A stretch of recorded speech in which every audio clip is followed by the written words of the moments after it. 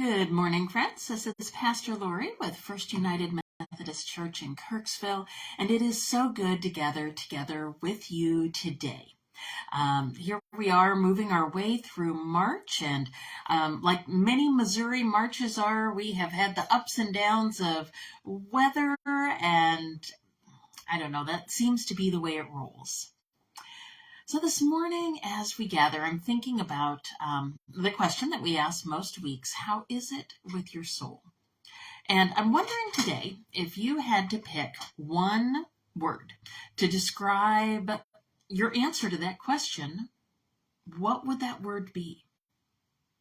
I don't know. Content? Exhausted? Sad? Excited? Happy? Hopeless? Numb? Troubled?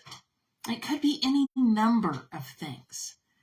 And as I've been thinking this week about the story from last Sunday's scripture of Nicodemus going to visit Jesus in the middle of the night, I wonder how he would have answered that question in those days leading up to his nighttime visit. There was something going on, right? That was probably not just a completely content and settled, because he was seeking. He was seeking enough to go and leave the comforts of his bed in the middle of the night and go seek out Jesus. And when Jesus met him there, he challenged Nicodemus's seeking with a call. The language of Scripture is to be born again. And this type of not just a improvement, but a full transformation, not just resuscitating what is and what was, but to really have a complete resurrection of what is and what could be. Now, Nicodemus in that story was obviously really thrown off by that answer. Here he was likely an older man, with the wisdom of age and lived experience behind him, somebody who was well trained in his faith, one of the religious leaders. He knew how life worked, how the world worked, and that's where he'd always found his comfort, his strength, his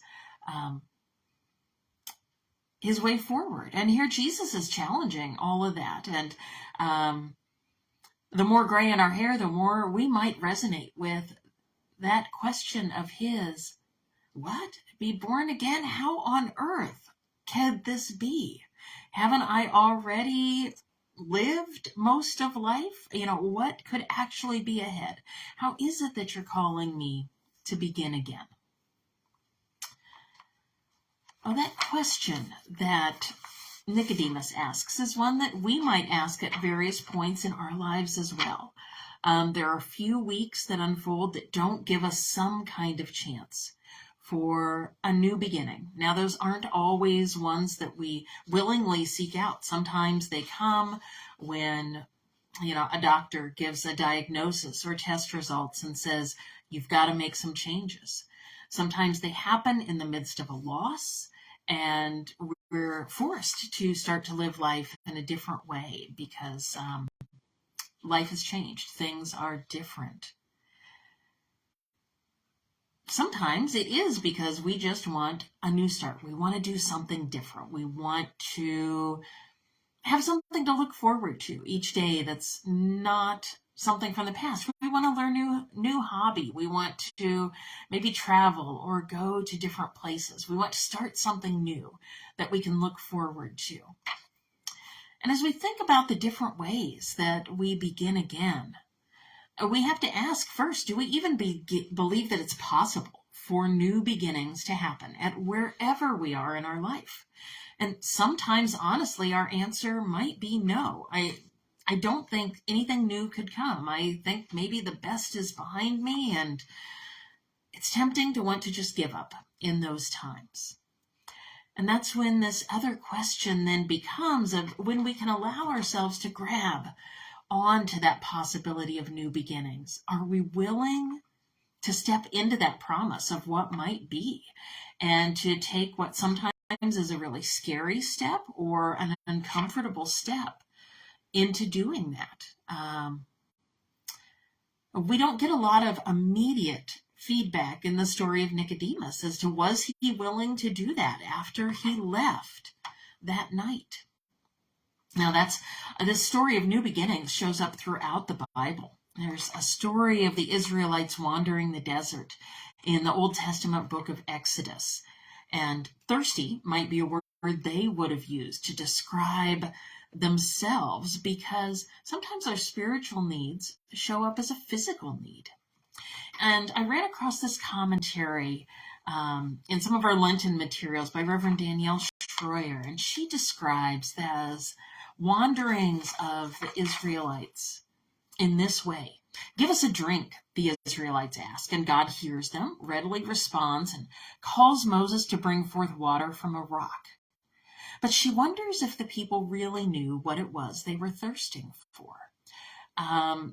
Reflecting that sometimes in these seasons of our lives, we feel frustrated and like we're lost in the wilderness. And sometimes when that happens, our fear gets the better of us and we move into survival mode. And sometimes our focus on survival is so loud that we miss maybe what our soul's cry is underneath, which is sometimes, God, are you still here? Have you forgotten me? Have you abandoned me? And she pondered what it might have looked like if the Israelites had, instead of crying out for water, also cried out for God's assurance. Show us that you're still here, God.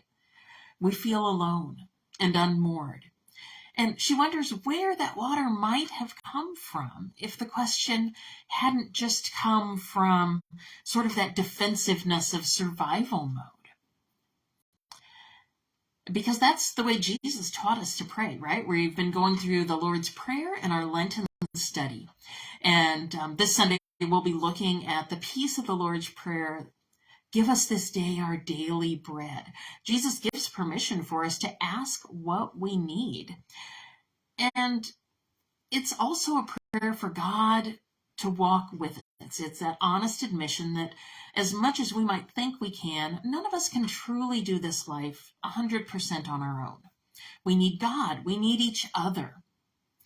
And this upcoming Sunday, we'll be looking at a different story from the New Testament of somebody who is seeking and meets Jesus. It's the Samaritan woman at the well.